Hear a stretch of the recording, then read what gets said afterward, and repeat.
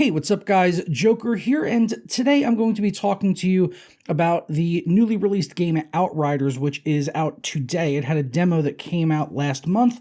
Me and my friend played it on the PC as well as on the PlayStation 5, and we enjoyed it quite a bit. Did have some performance issues that I was hoping would get ironed out for the final release version, which I was able to play a day early because NVIDIA sent me over a code to test out the DLSS performance.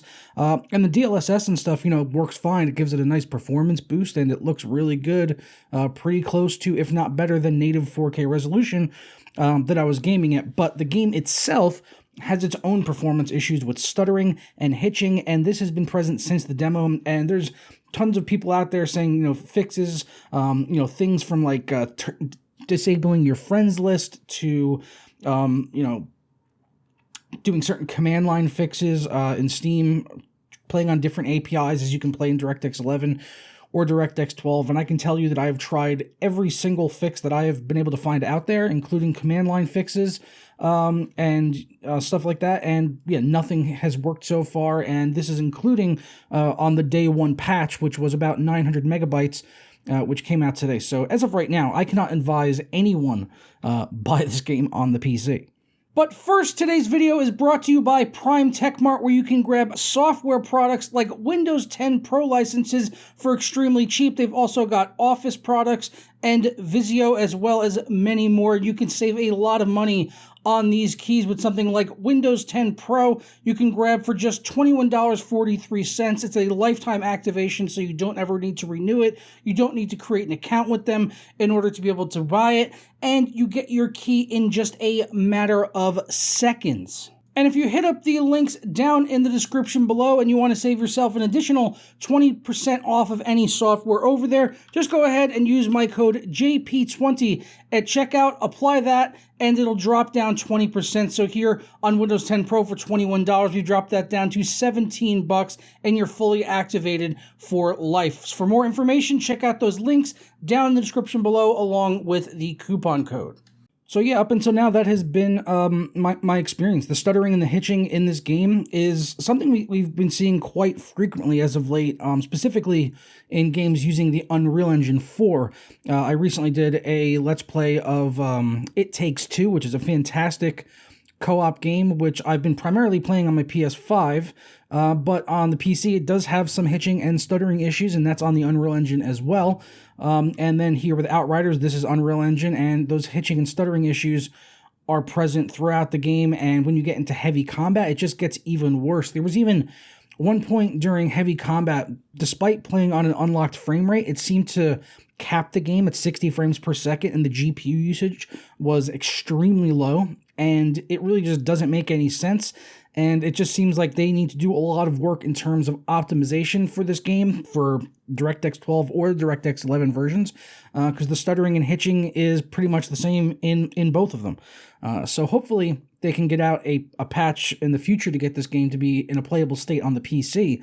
But as of right now, I really can't advise anyone spend $60 on Outriders, and that's despite the fact that I actually think it's a good game. I was looking forward to playing this game and picking it up on the PC, but honestly, I'm going to likely just grab it on the PS5. It's got cross-platform play, which is nice, so you can play with people on PC anyway.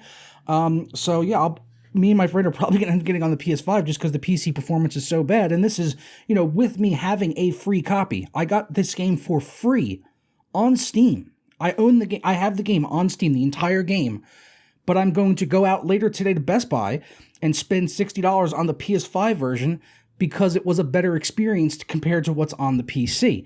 And maybe they put consoles first and put them as sort of the lead platform and worried about the optimization on there. But, on console, it runs at a locked 60 frames per second. I didn't really notice any frame drops in the demo when I played it a few weeks back. And it runs absolutely fine in there. It's just a locked 60. No, it's not an unlocked frame rate, so I'm not playing at 120 frames per second like I could be on the PC. But honestly, I would rather have the smooth, consistent 60 frames per second, which is probably not at native 4K. It's probably 1800p or something. I don't really know for sure. But I would just rather have that smooth 60 frames per second than, every few seconds the game hitching and stuttering along, because it just makes it for a very unenjoyable experience on the PC. And, maybe if they patch it down the road, maybe I'll come back and play it on here. But for now, I'll just get it on PS5 because people can fly. People can go fuck themselves because this game is not in a playable state on the PC. And you may be wondering, hey, the game's out today. Where's all the reviews? Well, I can tell you that they only gave codes out and made them active 24 hours prior to the game coming out. And this is a pretty big open world looter shooter type of game, similar to sort of something like Destiny, and the gameplay mechanics themselves are very similar to Gears of War, which makes sense as People Can Fly worked on the Gears of War games, and they also made Bulletstorm years ago, which was a game I actually enjoyed. Kind of got mixed reviews, but I did end up enjoying it.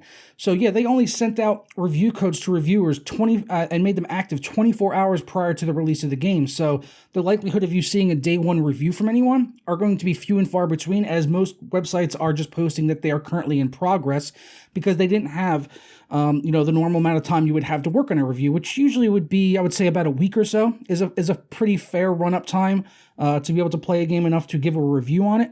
Doing something like performance analysis doesn't really take as long, but when you're talking about a game review where someone's going to be playing through ideally the entire game and giving their experience with it, 24 hours is just not enough. And it kind of, for a game that I enjoyed playing, it sort of reeks of desperation to avoid any sort of negative press on the game on launch day from possible bad reviews. And it's a shame because the gameplay itself is actually kind of fun.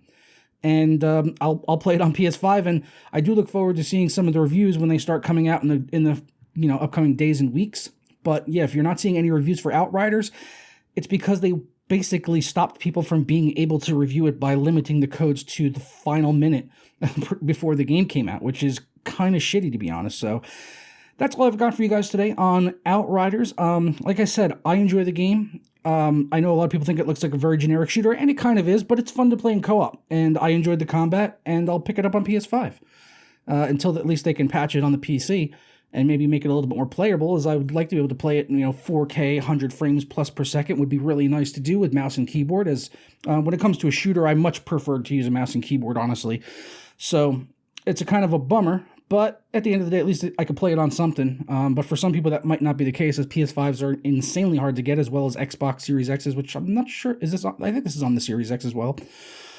But yeah, right now on PC, cannot advise anyone pick it up day one until they patch it, even though those patch notes they said for the day one patch was supposed to improve the stuttering and the pacing of the game. It did absolutely fuck all. It did nothing at all to fix this game. So do not think that the day one patch or the latest driver from NVIDIA or AMD is suddenly going to make this game run better, because it's not. I'm on the latest driver. I have the day one patch. I've tried every fix imaginable, and the frame rate is completely fucked.